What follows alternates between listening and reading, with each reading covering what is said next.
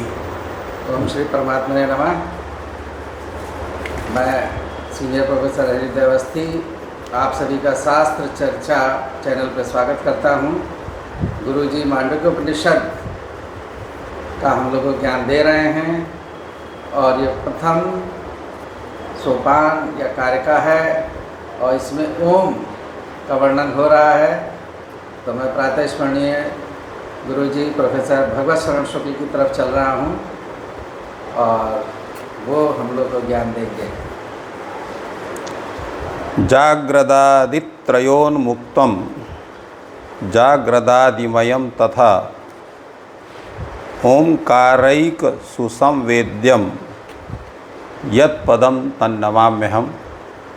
कृष्णाय वासुदेवाय हरये परमात्मने प्रणतक्लेशनाशाय गोविंदाय नमो नमः। शास्त्र चर्चा इस चैनल से संबद्ध आप सभी विद्वद्गण, सभी जिज्ञासु छात्रवृंद, सहृदय सज्जन वृंद एवं इस चैनल के व्यवस्थापक आचार्य हरिहृदय अवस्थी जी, मांडुक्य उपनिषद के इस चर्चा सत्र में आप सभी का स्वागत है। हम जिस विषय पर विचार कर रहे हैं वह है मांडुक्य उपनिषद का यह वाक्य जिसमें इन्होंने लिखा कि ओम इत्येतत् अक्षरम इदम सर्वम तस्योपव्याख्यानम भूतम भवित भविष्यदिति सर्वम ओंकार एव यच्चान्यत् त्रिकालातीतम तदप्योंकार एव। इसकी व्याख्या में ये विचार किया जा रहा है कि ओम इत्येतत् अक्षरम इदम। अब इसमें वाच्य भी वही है और वाचक भी वही है। कोई भिन्न वाच्य और वाचक में कुछ अलग स्वरूप नहीं है। जो ओम है वही अक्षर है, जो अक्षर है वही ओम है। इसलिए जो वाचक है ओम, जो वाच्य है ओम, इन दोनों के जब एक ही स्वरूप है तो एक स्वरूप होने के कारण अभिधान की प्रधानता के कारण उसका निर्देश इस रूप में ओम इत्येकाक्षरम इदम सर्वम इत्यादि रूप में व्याख्या है। क्योंकि अभिधान की अर्थ, अभिधान शब्द का अर्थ होता है वाचक और विधेय शब्द का अर्थ होता है वाच्य। तो अभिधान का प्रधानता के रूप में जब उसका निर्देश होता है तो अभिधान प्रधान के रूप में उसका निर्देश होने से अभिधान अभिधेय अर्थात वाच्य और वाचक दोनों एक ही हैं ऐसा बतलाने के लिए दोनों का तद्रूप में प्रयोग किया जाता है, अर्थात भिन्न भिन्न नहीं है। जैसे घट शब्द का हम उच्चारण करते हैं तो घट शब्द है और घट अर्थ है, तो घट शब्द वाचक हुआ, घट अर्थ वाच्य हुआ। तो दोनों अलग अलग है, घट शब्द अलग है और घट अर्थ अलग है। किंतु यहाँ पर ओम, यह अक्षर जो है ओम ही वाचक है और वही अक्षर रूप ओम ही यहाँ पर वाच्य है। इसलिए दोनों का यहाँ एक ही स्वरूप प्राप्त होता है। इसलिए यहाँ पर जो है भिन्न भिन्न स्वरूप न होने से इनका अभिधेय का अभिधानत्व यहाँ पर एक ही स्वरूप में है। भिन्न ना होने के कारण यहाँ पर जो है जो वाच्य की प्रतिपत्ति है, वाच्य के अधीन होने के कारण वाच्य का वाचकत्व रूप होना यहाँ पर गौण है। ऐसी अगर कोई आशंका करता है तो उस पर भी कथन आवश्यक, उसका समाधान आवश्यक है। कहा एकत्व प्रतिपत्तेः प्रयोजन अभिधानाभिधेयो एकैनैव प्रयत्नेन युगपत् प्रविलापयंस्तद्विलक्षणम ब्रह्म प्रतिपद्येत, ऐसा आचार्य शंकर इसकी व्याख्या करते हैं। वो कहते हैं कि जो वाच्य ब्रह्म है और उस ब्रह्म का वाचक जो ये ओम प्रणव है, इन दोनों की एकत्व की प्रतिपत्ति का प्रयोजन ही है कि दोनों को एक ही प्रयत्न के साथ दोनों को उसी में लीन करते हुए और विलक्षण ब्रह्म के विषय में ज्ञान प्राप्त किया जाए। जैसा कि श्रुति कहती है, पादा मात्रा मात्राश्च पादा, पाद ही मात्रा है और मात्रा ही पाद है, दोनों में कहीं अतिरिक्त तो इसका स्वरूप नहीं है। तात्पर्य क्या है कि जितना पूर्व दृश्यमान है ये सब जो है ब्रह्म है, ब्रह्म से अतिरिक्त कुछ नहीं है। सर्वम ये तद ब्रह्म अयम आत्मा ब्रह्म सोयम आत्मा चतुष्पाद। जितना भी पूर्व दृश्यमान जितनी चीज है या ओम पदवाच्य जो ब्रह्म ही है, और यह जो आत्मा है आत्म तत्व वो भी ब्रह्म ही है। ब्रह्म अयम आत्मा और ब्रह्म सोयम अयम आत्मा चतुष्पाद, और यह जो आत्मा है जो चार अंशों वाला है वो भी चतुष्पाद ब्रह्म भी आत्मस्वरूप ही है, तद्भिन्न नहीं है। इन्हीं सब को ध्यान में रख करके सर्वम ये तत् ब्रह्म अयम आत्मा इसका उच्चारण किया गया। अब यहाँ पर जो ब्रह्म है वो किस रूप में इनको बताया गया? हाँ, ओंकार रूप में।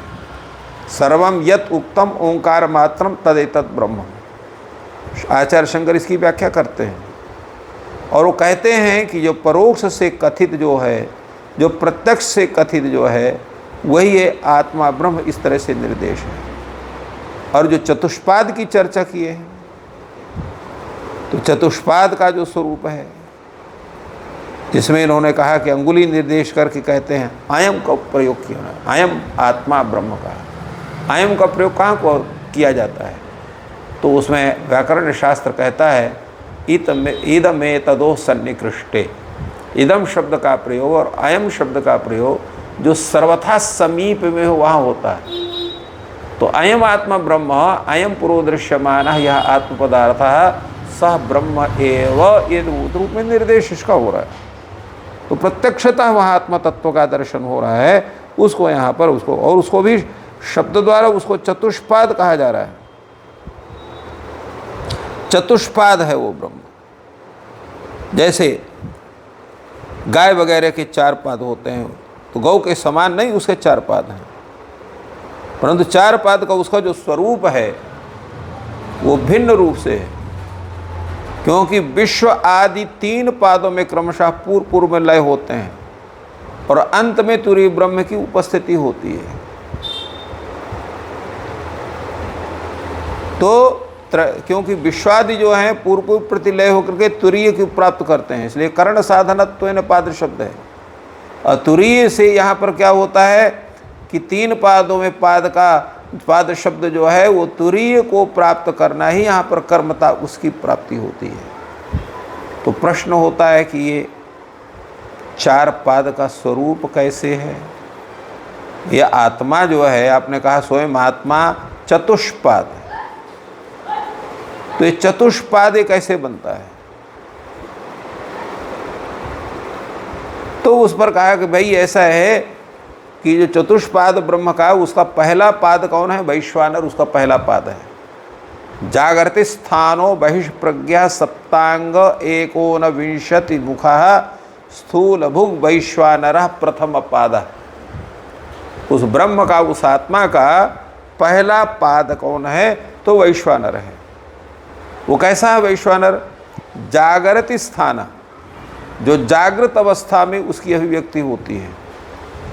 और कहता है बहिष्प्रज्ञा है, बाह्य विषयों को प्रकाशित करने वाला है। और कैसा है? सप्तांग, उसके 7 अंग हैं। और कैसा है? एकोनविंशति मुखा, उसके 19 मुख हैं। और कैसा है? उसको स्थूल भुक, स्थूल विषयों का वो भोक्ता होता है। तो इस तरह से वैश्वानर नामक ये प्रथम पाद उस आत्म तत्व का माना जाता है। इसकी व्याख्या करते हुए आचार्य शंकर कहते हैं कि जागृतावस्था जिसका स्थान है और बहिष्प्रज्ञ का मतलब होता है उसका आत्म व्यतिरिक्त विषय में जिसकी प्रज्ञा होती है वो बहिष्प्रज्ञ होती है। जिसकी आत्मा में प्रज्ञा होती है उसकी जो है अंतः प्रज्ञा उसको कहते हैं। बहिष्प्रज्ञा माने अपने को तो नहीं देख रहा है, संसार के अनेक विषयों को देख रहा है, वो बहिष्प्रज्ञा है। बहिप्रज्ञा अस्ति अस्य इति बहिष्प्रज्ञा। जिसकी प्रज्ञा अर्थात बुद्धि जो है बाहर के विषयों को देती है, आत्म साक्षात्कार में जिसकी प्रवृत्ति नहीं है। और दूसरा इन्होंने कहा कि जो है सप्त अंगानि तस्य हवा एतस्य आत्मा वैश्वानस्य मूर्धैव सुतेजा चक्षुर विश्वरूपा प्राणा पृथक वर्तमात्मा संदेहो बहुलो वस्तिरे वरही पृथिव्येव पादौ। उसने कहा कि भाई ऐसा है, सप्तांग इसके कैसे हैं? कहा इसका आत्मा जो कौन है, द्विलोक इसका सिर है, सूर्य नेत्र हैं, प्राण वायु हैं, आकाश उसका देह है, अन्न उसका जो है वो जो है, और अन्न का कारण रूप जल ही उसका मूत्र है, पृथ्वी चरण है। तो इस प्रकार के वो 7 अंग होने से सप्तांग यह वैश्वानर माना जाता है। ऐसा श्रुति के अनुसार जो है अग्निहोत्र कल्पना में अंगभूत होने के कारण यह आवाहनीय होता है, अग्नि है। मुखत्वेन ये कहा गया इसलिए इसके 7 अंग बतलाए गए। और एक जैसे अभी बतलाया गया कि इसके जो है 19 मुख हैं। तो ये 19 मुख कौन है इसके? तो कहा बुद्धीन्द्रियाणि कर्मेंद्रियाणि च 10, माने ज्ञानेन्द्रिय और कर्मेंद्रिय 10 हो गए। और प्राण 5 वायु हो गए, प्राणापान व्यान उदान समान व्यान, तो ये 5 वायु हो गए। और अहंकार हो गया, मन बुद्धि अहंकार और चित्त, तो पांतियाँ ही 15 और मन बुद्धि अहंकार और चित्त ये जो है ये जो 4 अंतःकरण है। तो ये इसके जो है ये 19 मुख माने जाते हैं इस वैश्वानर के, इसलिए इनका इस तरह से उल्लेख हुआ। अब जो है इसके उल्लेख के साथ फिर यहाँ शंका होती है कि भाई अब जिस आत्मा ब्रह्म इस प्रकार आपने प्रत्यगात्मा के 4 पाद वालों का जो आपने जो प्रसंग किया उसमें द्विलोक आदि को मूर्धा आदि अंग रूप में आप बतला रहे हैं, इसका मतलब क्या है? तो कहे भाई ऐसा है कि ये जितना प्रपंच आप देख रहे हैं सर्वस्य प्रपंचस्य साधिदैविकस्य अनेन आत्मा विवक्षितत्वात्, कहे भाई ये जितना भी प्रपंच है आत्मा के द्वारा अधिदैवी सहित, ये संपूर्ण प्रपंच जो है चतुष्पात्व का ही प्रतिपादन करना इसका इष्ट है। इसलिए सर्व प्रपंच के शांत होने पर ही अद्वैत की सिद्धि होती है, उसके पहले नहीं होती है। तो सर्वभूतश्चा जो सर्वभूत जो आत्मा है वो एक ही माना गया है। और जितने संपूर्ण प्राणी हैं सब के सब इसी आत्म तत्व में ही समाहित हैं। ऐसा ईशा वास्योपनिषद में यस्तु सर्वाणि भूतानि इत्यादि रूप में वहाँ कहा गया है। तो इस तरह से यहाँ पर जो है स्वदेह से परिच्छिन्न ही यह प्रत्यगात्मा संख्यादि शास्त्रों में भी कहा गया है, वहाँ पर भी सत्य है। तो और श्रुतिकृत से अलग नहीं है, सांख्यादि दर्शनों में भी तद्रूप में ही इसका वर्णन मिला हुआ है। और साथ ही संपूर्ण जितने उपनिषद हैं वो भी आत्मा के एकत्व का ही प्रतिपादन करते हैं, 2 आत्मा 3 आत्मा के स्वरूप उसका प्रतिपादन नहीं करते हैं। और यही जो आध्यात्मिक पिंडात्मा का द्विलोक आदि के अंग रूप में आधिदैविक पिंडात्मा के साथ उसका जो प्रतिपादन किया गया है, तो इसके अतिरिक्त जो है ये 13 सिर गिर जाता है इत्यादि जो वाक्य हैं, इनका मुख्य तात्पर्य क्या है? जो कोई ऐसी शंका करे तो उस पर कहते हैं भाई जो यहाँ पर जो प्रतिपादन है वो विराट स्वरूप का प्रतिपादन है।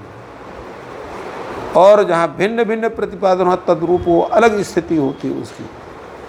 तो इस तरह से इसका वर्णन जो है वैश्वानर रूप जो प्रथम पाद है उसका वर्णन यहाँ पर सम्यक ढंग से जो है मांडुक्य उपनिषद में किया गया और उसके व्याख्यान में आचार्य शंकर ने किया।